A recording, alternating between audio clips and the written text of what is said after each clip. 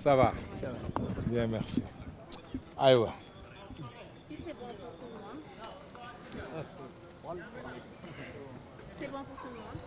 C'est bon. Allons-y. Alors, maître. Maître, vous êtes là, c'est bonne qualité. Non, j'étais venu en qualité d'avocat assurant les intérêts du candidat Amadou Ba. Et nous sommes venus juste pour faire quelques réclamations. Vous pouvez pousser la voix, s'il vous plaît. Comment? Vous pouvez pousser la voix. Non, vous allez-y. Bon, qu'est-ce qu'on va faire? Alors, Qu'est-ce qui motive votre présence au Conseil constitutionnel? Voilà, Étant donné que justement votre candidat, il n'y a pas de problème, qu'est-ce qui explique votre présence au Conseil constitutionnel? Non, nous sommes venus au Conseil constitutionnel au titre de la défense des intérêts du candidat Amadou Ba, qui avait des observations et des réclamations à faire pour le respect d'un certain nombre de principes qui, selon nous, n'ont pas été respectés par certaines candidatures. Et pour cette raison, naturellement, nous avons déposé des réclamations devant le Conseil sans que je puisse entrer dans les détails, étant entendu que très probablement le Conseil se chargera de publier les requêtes, les réclamations qui sont faites et les réclamations qui sont faites et les personnes contre lesquelles, les candidats contre qui ces réclamations sont faites. Donc je laisse le soin au Conseil de le faire et ou à tout le moins, le moment venu, le Conseil prendra sa décision, étant entendu que pour ce qui concerne le candidat Amadou Ba, la question ne se pose pas. Nous avons des institutions de la République qui ont fait la preuve de la pertinence de leurs décisions et de la nécessité pour tout citoyen et surtout les citoyens qui aspirent à exercer des responsabilités étatiques, de respecter à la fois les institutions, mais également les décisions qui seront prises par ces institutions. Parce que, enfin, tout le monde est présent, surtout vous journalistes qui êtes les historiens du présent. Vous êtes en mesure de dire qu'au Sénégal, les choses jusqu'à présent se font selon une séquence contrôlée et maîtrisée, et respectant fondamentalement la loi et les institutions de la République. Donc nous faisons confiance au Conseil constitutionnel et nous attendons avec sérénité les décisions qui seront prises, étant entendu que nous respecterons les décisions du Conseil constitutionnel. Mais vous pouvez confirmer que votre recours aussi, ça porte sur la candidature de Bassirou Diomaye Faye? Je vous ai dit, et je vous ai dit ce que j'avais à dire, que nous avons fait des réclamations contre des candidats. Le moment venu, le Conseil probablement dira le nécessaire. Voilà, c'est tout ce que je peux en dire. Des réclamations contre des candidats qui ont été acceptés, que le Conseil constitutionnel a acceptés. Les candidats sont les... Vous savez, il n'y a pas deux candidats. Il y a une liste de candidats. La liste de candidats est publiée par le Conseil constitutionnel. Et ne sont candidats que ceux qui figurent sur cette liste. Naturellement, et si nous faisons des réclamations, nous faisons des réclamations contre des candidats. Qu'est-ce qui vous dérange dans leur candidature acceptée par le Conseil constitutionnel? Le Conseil nous donnera raison ou ne nous donnera pas raison. Nous ne sommes pas en mesure de donner ici tous les recours que nous faisons et les détails du recours. Ils sont combien de candidatures Vous le saurez quand le Conseil décidera de publier notre requête et rendra sa décision. Il paraît qu'ils sont 3 candidats. Est-ce que vous confirmez?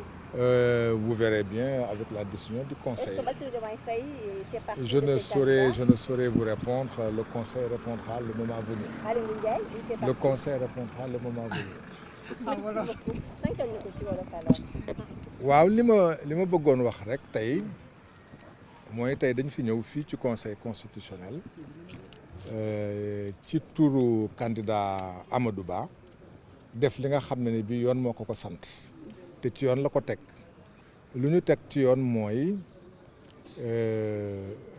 sartu réew mi dafa wax ne suñu génnee ñi nga xam ne bi ñoo bokk ci joŋante yi kenn ku ci nekk ci ñi ci bokk ñi soo amee looy ñaxtu wala nga am looy mbëbët na nga ko def. Amadou Ba ni ko yoon mayee du ci ànd ak xuloo du ci ànd ak dara ak tey ak dal la koy defee la mu bëggoon wax mu jël bataaxal jébbal ko conseil constitutionnel ci lu mu jàpp ne am na ñi nga xam ne bi seen candidature teguwul ci suñu njàngat ak suñu mbëbët teguwul ci yoon ñu ne conseil puisque moom moo fi nekkal yoon wi na wax ndegam loolu am na wala amul. may wax ne Sénégal toll nañu foo xam ne fii coowum élection waroon na fi mën a jeex ndax mën nañu wax ne lu muy bon ëpp na ñaar fukki at que sénégalais yi ñoom ñooy tànn seen bu leen neex.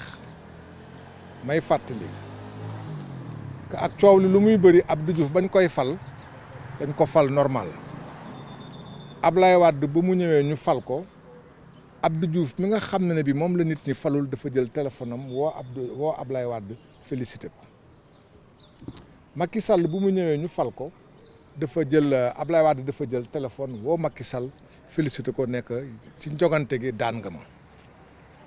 may fàttali ne fii ñu toll muy Ndakaaru Njaay gii ki ko jiite ci mairie bi bokkul ci pouvoir soo demee Ziguinchor ki ko jiite bokkul ci pouvoir soo demee Kaolack naka sa noonu Thiès naka sa noonu assemblée nationale bii fi nekk tey député yi bokk pouvoir ak député yi bokk opposition daanaka ñoo bokk lim pouvoir benn député la leen jiite kon mën nañu wax ne Sénégal coow li lu muy bëri sénégalais yi ñooy tànn ku la neex tànn sa bu la neex ndénkaane ka nga wóolu ma ci yokk ne fii bés bu yàlla sàkk nit dem tribunal jox la dëgg wala tribunal daan la kon coow élection war na fi mën a jeex ndax lépp ci yoon lay dem képp koo xam ne que la nga def tegu na ci yoon soo demee ca yoon dëggal ko képp koo xam la nga def teguwul ci yoon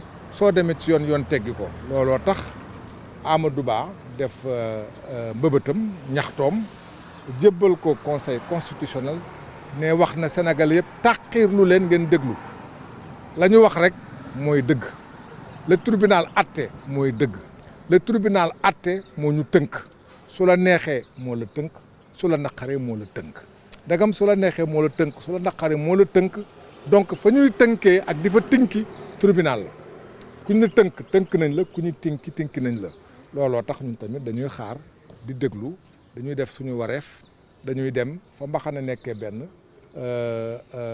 toog di leen déglu lu ñuy def rek noonu la. ndax seen recours bi ça concerne la candidature de Bassirou Diomaye Faye. suñu recours def nañ ko xam nga paaka kenn du ko jiitu ci mbaram def nañu recours jébbal ko kay atte kon ndagam koy atte moom lañ ko jébbal te yoon dafa wax ne kay atte yoon may na ko ay diir yu gàtt diir bu muy atte du diir bu gudd diir bu gàtt la kon nañu tàqirlu suñu tàqarloo as tuut yoon fañ kam fa teg dina wax lan ñan ñoo ñëw kenn ku ci nekk luy sa mbëbët ak kenn ku ci nekk moom yoon conseil constitutionnel lan la ci décidé kon ñun ñëpp nañu ànd ak dal ak tàqirlu yoon dina wax lan la ñu wax. d'accord maître Thierno Alassane Sall dafa attaqué ki nga xam mooy candidature Karim Wade wax ko ñëpp yéen ngeen ñëw da ngeen am ay candidats yu ngeen attaqué donc fu yemul ci benn Bassirou Diomaye Faye ndax ci la bokk Aly Ngouille Ndiaye ak kan ak lan moo tax ngeen attaqué leen.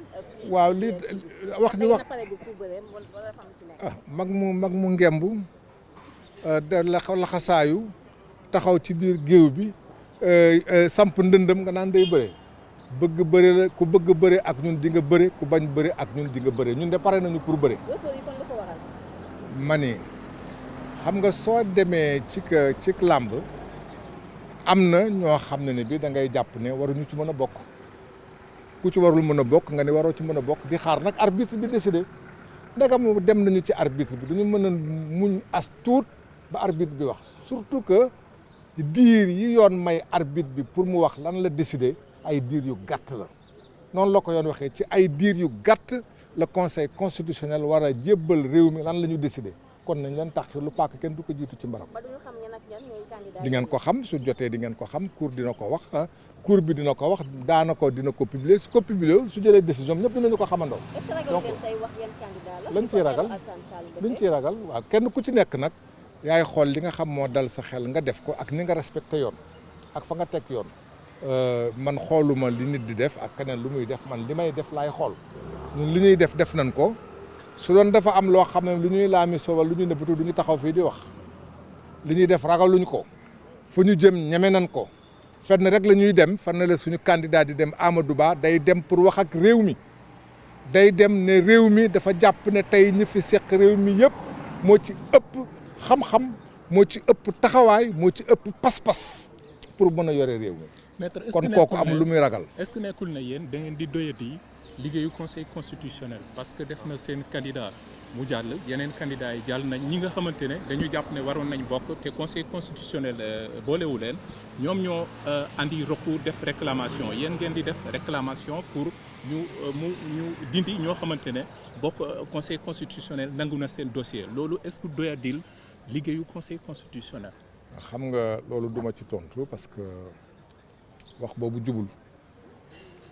wax boobu jubul parce que soo demee fa ñuy attee nga ne kay atteel su nit jógee fële ne da nga ko doyedil kooku yaa ngi may tuumaal da nga may tuumaal man mi ko def yaa ngi tuumaal Amadou Ba mi koy def conseil constitutionnel bërëbu attekaay la fa ñuy attee képp ku jàpp ne am nga looy wax fa ngay dem kooku lu leer gënul leer noonu. parce que su doon ay njuut njaaj la doo jaar foofu faneen ngay jaar waaye ku ñëw taxaw ak say dox ak say tànk dem fa ñuy àttee jébbal leen sak ñaxtu kooku soo ko doy su dee loolu mooy doyadi kon de xamatuma lan mooy doyal ñun doyadi wuñu doyadi lu ñu kenn la ñuy def mooy la ñu yoon sant ñu ngi koy def lu ci des lu ñuy tàqee lu dëgg lu yoon wax merci aywa